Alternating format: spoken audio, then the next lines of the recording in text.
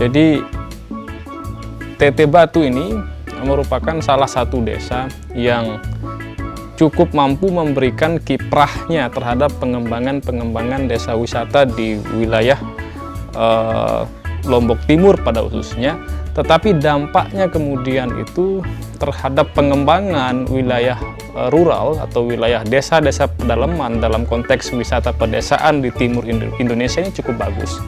Nah, TT Batu ini dia juga memiliki kerjasama dalam konteks pengelolaan hutan dengan masyarakat, baik secara masyarakat untuk pemampatan hutan, kemudian juga secara badan pengelola pariwisata yang memampatkan hutan sebagai bentuk ekowisata, di mana tujuannya itu untuk melestarikan hutan. Selain daripada dalam konsep penghijauan pun juga untuk mendapatkan manfaat ekonomi kepada masyarakat sekitar yang ada di perbatasan hutan Rinjani. Di sisi yang lain juga kalau kita melihat dari konteks geografis di Lombok Timur, hutan di kawasan selatan Rinjani ini khususnya di TT Batu dan sekitarnya itu mempunyai ekosistem yang cukup bagus. Artinya bahwa hutan tropis ini masih terjaga dengan kuat dibandingkan kalau misal di wilayah yang lain terjadi perambatan hutan dan pohon-pohon banyak ditebang gitu. Ini salah satu bentuk yang harus kita apresiasi bahwa di kawasan selatan Rinjani hutan tropis kita ini masih bagus terjaga di sana. Nah, yang kedua itu tidak ada salahnya jika kita mengatakan bahwa TT Batu menjadi peranan yang cukup signifikan terhadap perdamaian dunia. Kita tidak bisa membayangkan di dusun dan di desa pedalaman yang itu jauh daripada perkembangan teknologi, perkembangan digitalisasi pun juga dalam konteks kemajuan pendidikan, di mana mereka sudah mengenal terkait dengan toleransi. Mereka mengenal bagaimana mengapresiasi keragaman budaya dari berbagai latar belakang di seluruh dunia ini. Hal ini sangat nampak jelas ketika masyarakat TT Batu mampu mengembangkan kawasannya sebagai bentuk wisata perdesaan. Berbeda halnya kita berbicara wisata yang umum atau mass tourism istilahnya. Nah, ini yang salah satu daripada desa wisata yang memberikan paradigma khusus terkait TT Batu. Jadi jika menyebut desa wisata di NTB ini, pasti salah satu yang paling menonjol dalam perspektif mancanegara itu adalah TT Batu. Dibuktikan dengan berbagai macam kerjasama travel agent, pun juga dengan platform-platform besar di luar itu seperti TripAdvisor misal, atau Airbnb, Booking.com, kemudian ada OTA yang lain juga, memposisikan TT Batu sebagai wilayah wisata pedesaan yang sangat kuat.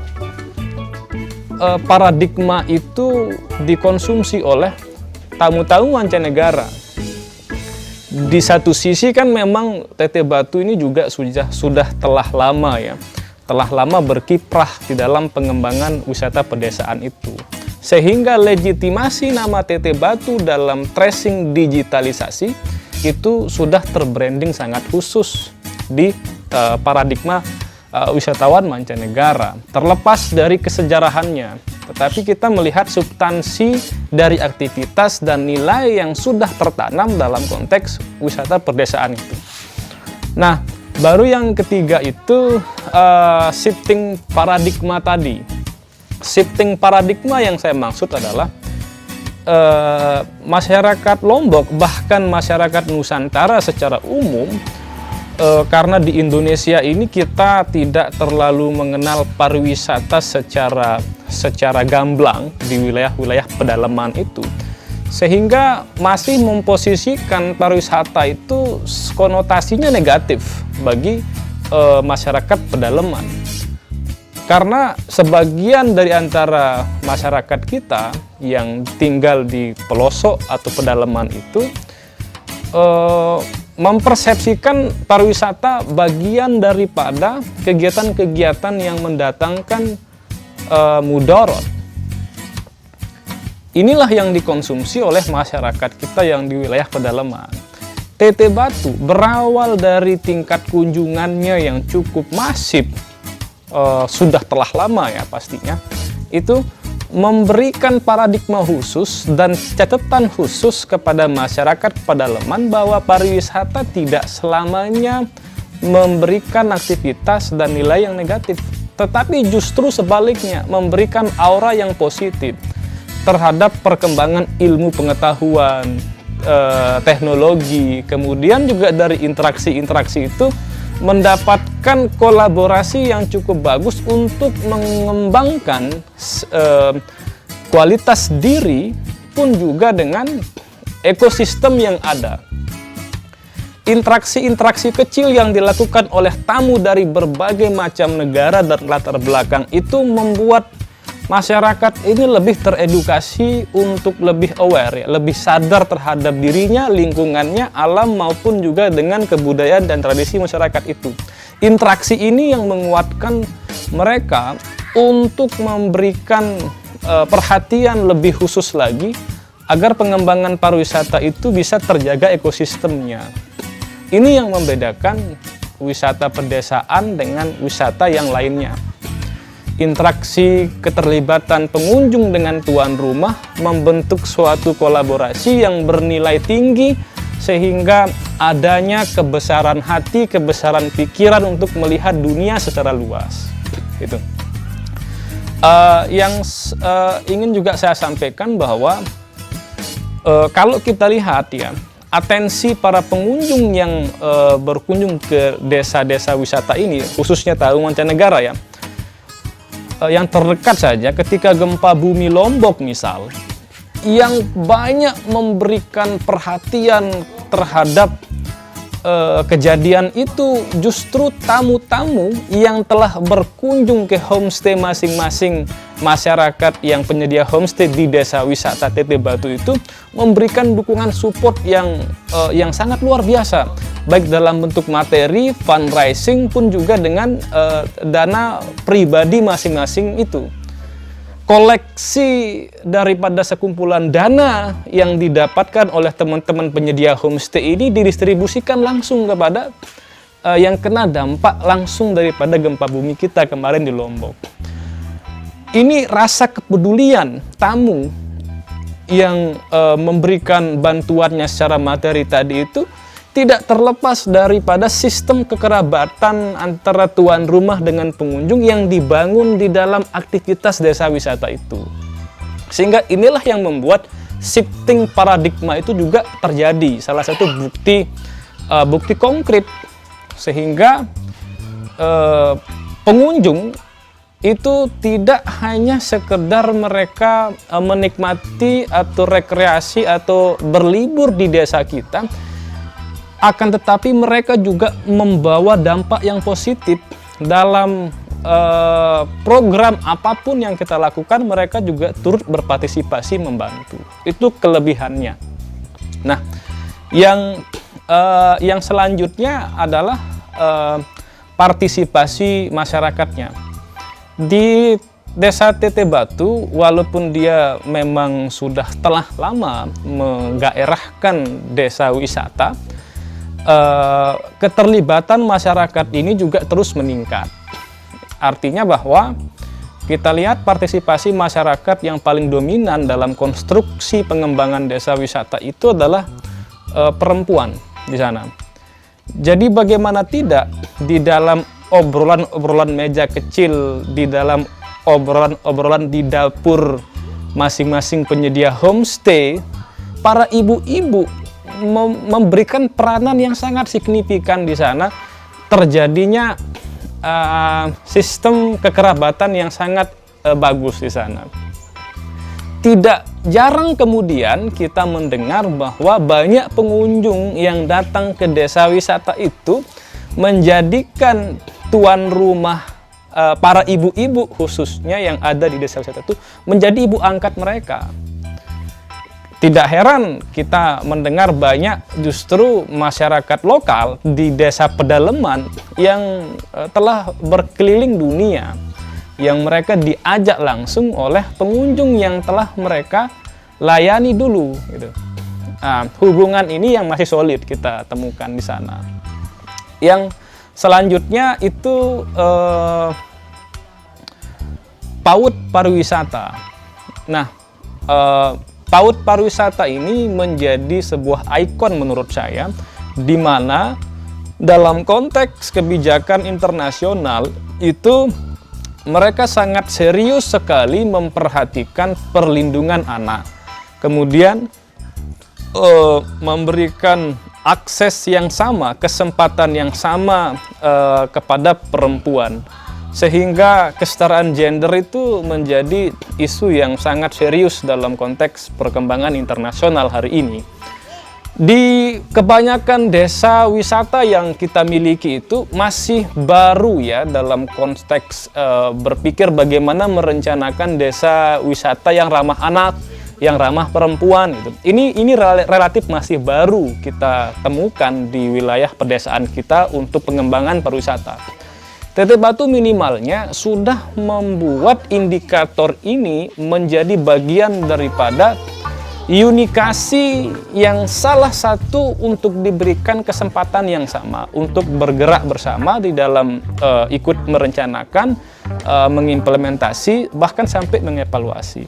Nah, pendidikan anak usia dini atau PAUD pariwisata itu ada pembekalan dan memberikan lingkungan bermain itu berinteraksi langsung dengan para pengunjung, khususnya anak-anak tamu yang berkunjung, bule. Itu sering sekali mereka kalau ke TT Batu itu meninggalkan anaknya dan mereka dilepas untuk bermain dengan para anak-anak di masyarakat TT Batu ini untuk berkolaborasi bersama di sana di PAUD pariwisata ini. Ini jarang lingkungan ini kita temukan di wilayah kita bagian Indonesia Timur ini gitu. Sehingga ini menarik untuk menjadi suatu perpaduan yang inklusif terhadap keterbukaan masyarakat untuk berinteraksi yang tanpa dibatasi dengan paradigma konotasi pariwisata negatif itu. Sehingga sejak dalam usia dini, anak-anak ini sudah dididik bagaimana toleransi, bagaimana belajar perbedaan budaya, bagaimana juga belajar dalam lingkungan bermain, bahasa, yang sekaligus ini mempengaruhi perkembangan otak anak lebih bagus lagi dibandingkan kita aktivitasnya biasa-biasa saja gitu. Nah, TT Batu memiliki itu. Ia tentu juga di daerah lainnya, di desa-desa yang lainnya juga tentu memiliki ini. Hanya saja tidak kebetulan konsep ini menjadi suatu keterpaduan daya tarik wisata yang diimplementasikan di sana secara terintegrasi gitu. Nah, yang selanjutnya adalah tentu otentitasnya. Ya tergantung ya definisi otentitas yang kita maksud. Apa sebenarnya otentitas itu? Saya kira ini luas maknanya sehingga kita juga mempunyai interpretasi yang berbeda-beda. Kalau menurut saya otentitas itu ketika kemudian areal atau kawasan itu masih tetap melangsungkan integrasi tradisi, lingkungan, dan juga aktivitas masyarakat lokal tetap eksis tanpa dipengaruhi oleh arus industrialisasi yang masif gitu. Sehingga masih terpotret bagaimana keseharian masyarakat yang tradisi bertani itu ini cukup bagus. Di sana ada 3 sistem irigasi yang saya tahu. Sistem yang pertama itu adalah pengairan air bersih kemudian yang kedua pengairan air untuk pertanian atau perkebunan atau perikanan, baru yang ketiga itu pengairan air untuk konsumsi publik atau layanan publik, yang salah satu termasuk untuk kegiatan masjid atau sarana prasarana yang lain yang diperuntukkan untuk publik. Nah, pola sistem irigasi ini masih bagus dan berlangsung di TT Batu, sehingga mereka juga membuat suatu konsep yang menjadi tradisi turun-temurun yang kita katakan dengan sistem subak tadi. Nah, yang selanjutnya adalah keterhubungan dengan ekonomi lokal.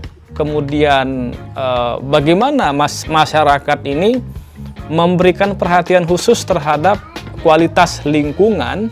Kemudian selanjutnya itu sistem sosial budaya tadi. Siapapun yang pernah berkontribusi di TT Batu dan pariwisata Lombok secara umum, paling tidak kita ada keterkaitannya satu sama lain gitu. Ya, kalau kita input di dalam tracing digital yang saya maksud tadi itu, mancanegara ketika kita mengatakan desa wisata di Lombok misal, itu ya TT Batu. Ini masih kuat melekat di dalam perspektif pengunjung mancanegara. Dilihat dari rekam jejak digital biasanya. Nah, begitupun juga kaitannya dengan soal sejarah ya. Kita harus punya parameter ya. Ketika kita mengatakan desa wisata yang paling tua misal, parameternya adalah banyak pengunjung yang memang sudah bereksplorasi ya di wilayah Indonesia Timur, khususnya di Lombok ini, di berbagai tempat memang. Tetapi kan ada fase dan siklusnya, di mana fase pertama itu fase eksplorasi. Pengunjung ini hanya ingin melihat dan mendatangi tempat itu, kemudian menjelajah lebih lanjut terkait dengan semua yang menarik mereka untuk mempelajari, ingin tahu, dan melakukan kegiatan liburan. Itu tahap eksplorasi ketika masyarakatnya belum ada keterlibatan. Barulah yang kedua itu tahapnya adalah fase involvement tadi, di mana masyarakat sudah mulai sadar adanya pengunjung yang datang ke wilayah mereka. Ketika masyarakat sadar akan pengunjung yang datang ini, kesadaran yang saya maksud adalah masyarakat mulai memikirkan kebutuhan pengunjung yang datang. Barulah kemudian itu fasenya adalah development, fase pengembangan. Masyarakat kemudian hadir untuk memfasilitasi, mengembangkan sesuatu yang lebih komprehensif lagi terkait dengan siklus atau ekosistem yang ada di dalam pariwisata itu. Nah, setelah itu ada fase rejuvenil istilahnya, di mana fase ini adalah fase puncak di dalam suatu kawasan itu mendapatkan ketenarannya, kepopularisasannya.